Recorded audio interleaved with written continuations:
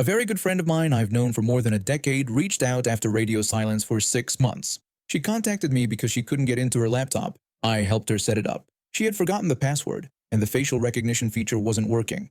I mounted up and headed over, and I honestly didn't recognize her until she spoke. She had lost a significant amount of weight, and not in a good way. I gave her a hug and was honestly startled when she squealed in pain. Long story short, her facial recognition wasn't working correctly because she had lost enough weight that her facial structure wasn't recognized any longer. I got it sorted and we talked a little bit. She admitted her relationship wasn't going very well. I suggested that if maybe she might want to take a step back and have a think, she was welcome to stay at my place.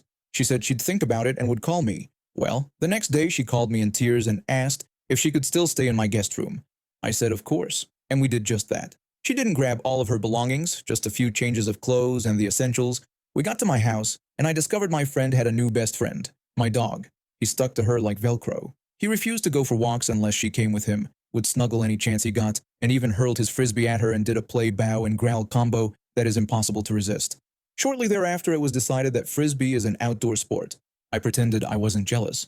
Sunday morning at about 2 a.m., my car alarm started going off, which it had never done before while sitting in my driveway. I threw on a coat and went to investigate, and there was a random pickup with the door open and engine running in the driveway. Getting closer to my car, which had all 4 tires slashed, I saw a man flat on his back unconscious.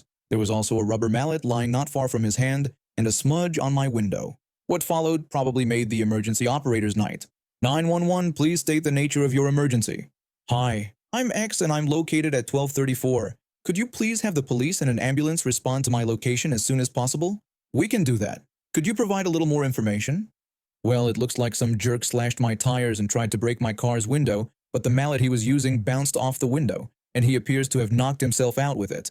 I'm sorry, what? When the police arrived, he had started to come around a little. The ambulance personnel checked him out and said he was safe to transport in a police car.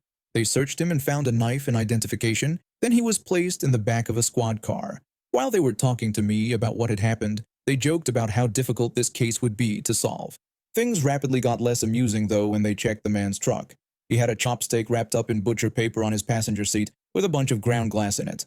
That individual was fortunate he was in a police car when that little tidbit got disclosed. The police said they'd get back to me about the report they were working on and said they'd called tow trucks for the man's pickup and my poor car. I went back inside shaking from being outside in pajamas in New England in February and more than a little bit of fear and anger. My friend was waiting inside and wanted to know why her boyfriend's truck was in my driveway and what that was all about. I didn't think I could keep my temper at that moment, so I just scooped up my pup and snuggled him until he stopped struggling and just did a kind of whimper. Then I told my friend that her boyfriend had damaged my car and had a nice yummy steak with glass in it for the dog. She said, "I'm sorry, what?" In the following discussion, several things came to light. My friend gave her boyfriend my address because she thought he was worried for her safety and wanted to know where she was. Her boyfriend found out I had a dog because she had posted some pictures of him on social media, joking about being in love with him.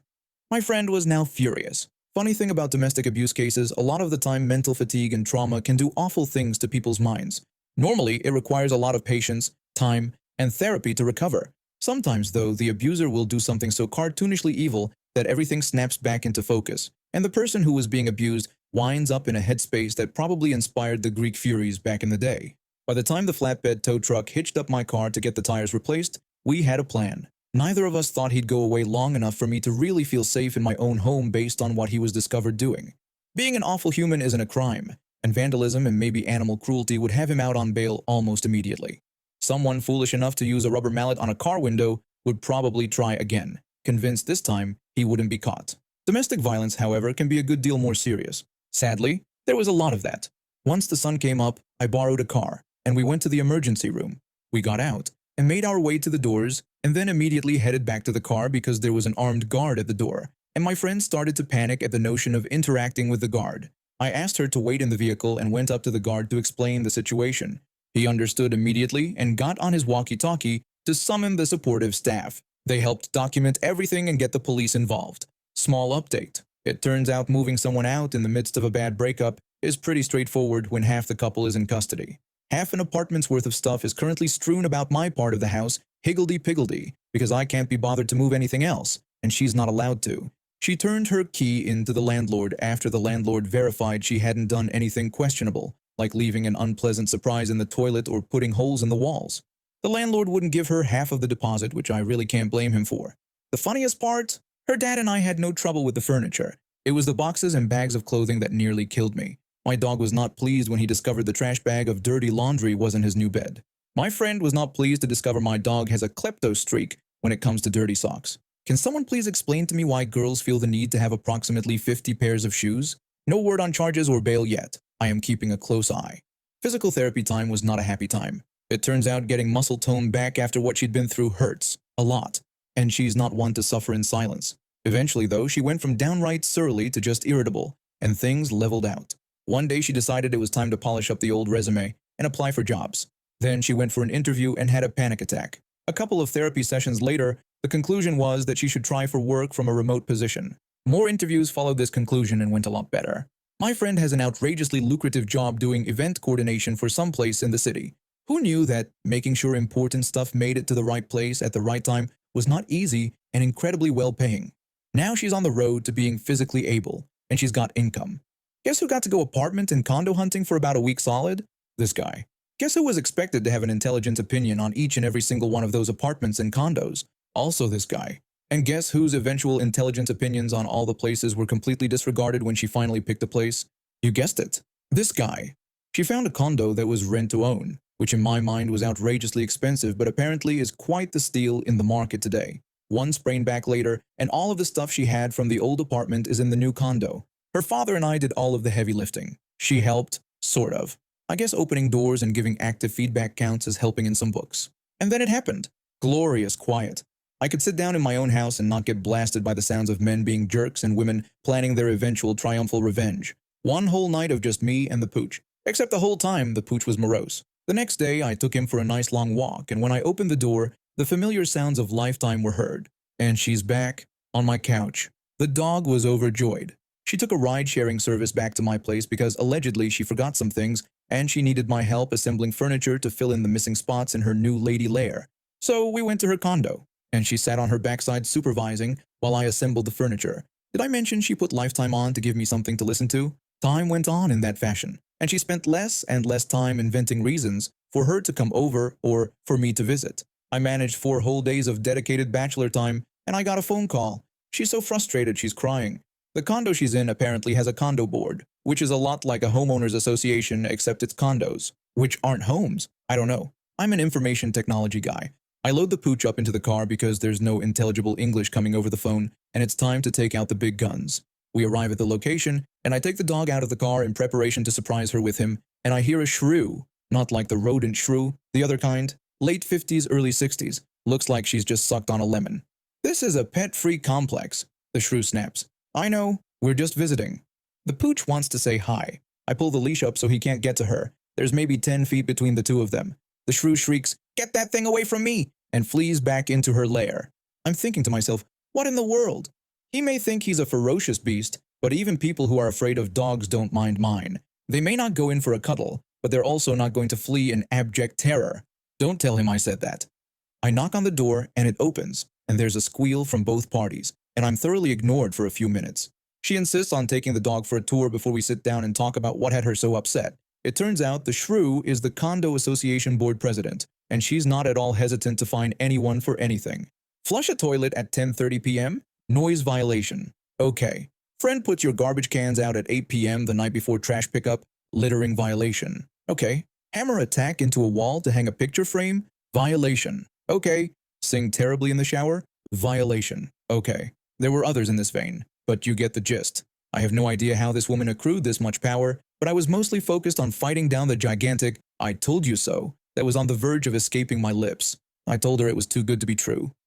Happily enough, right when my self-control was about to put me in mortal peril, we both heard shouting outside her condo.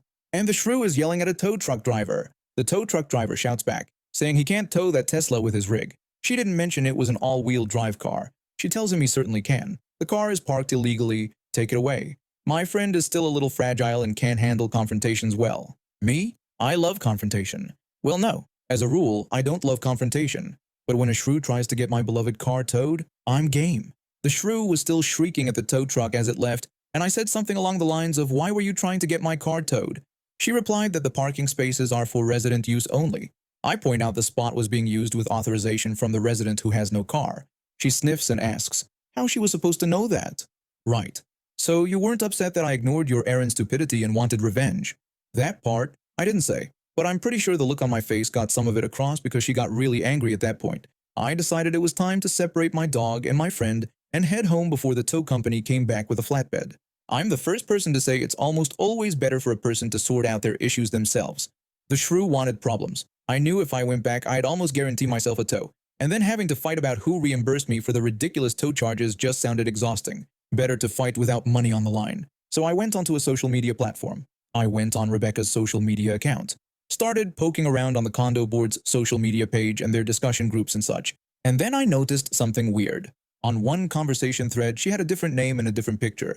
Like, if her name on the platform was Thundering Unpleasant Person, there was a different picture and the name Thundering You. Upon further investigation, I discovered an entirely separate social media persona for the shrew. Only this one thinks people who aren't white are inferior. A lot. On an entirely public profile. Interesting. Some quality time with a snipping tool later, and I've got a frankly astonishing amount of racist vitriol in one nice collage, complete with the incriminating bits conclusively proving that the two social media accounts are the same wretched excuse for a human being. I give Rebecca a call, and by a happy coincidence, she's eating when she picks up. I told her to check her email. She attempts to gasp with a full mouth when she starts reading the stuff and starts to choke. I tell her my plan. She tells me my death sentence is postponed. So I write up a little email and send it to the shrew's public-facing email address. The contents? I found your racist social media account. I won't send the link to every single person living in the condo development if you resign from the board and stop bothering my friend. Live and let live. It was phrased differently than that and attempted to sound conciliatory. I'd much rather handle this amicably. After all, what's a little persuasion between friends? She never replied to my email, but I found out she wasn't interested in an olive branch when my friend called me a few hours later crying. The shrew had been beating on her door and screaming incoherently at her. The police got called. The shrew got sent scurrying back into her lair with a lecture and a stern warning. And the incriminating social media account was deleted or made private. Fun fact, the condo board had an email to all residents link on their residents-only social media page. Guess who got that nice little collage I made? Everyone. That's who. I set the email delivery for a couple of hours after I got in the ride-sharing service to spend the night on my friend's couch. At dark 30 that night, guess who came knocking once more? The shrew. Only knocking isn't the word. It doesn't convey how truly unhinged this woman became. There was wailing and lamentations and gnashing of teeth, and she actually picked up a decorative rock and broke a window so she could try and get inside. Only there wasn't a still rather fragile friend alone inside. There was me, with a baseball bat. She decided discretion was the better part of valor, and then called the police. On me. I can honestly say I do not recommend getting weapons drawn on you by twitchy police officers as a form of recreation. But after a little bit of back and forth, the police officers decided I clearly wasn't on a bunch of illicit substances menacing people with a baseball bat. And they were apologetic when they saw the footage from the night vision camera I'd stuck on the door to capture the shrew in all her shrewish glory. Guess who got a restraining order against the shrew? Rebecca. This couldn't have happened to a nicer lady.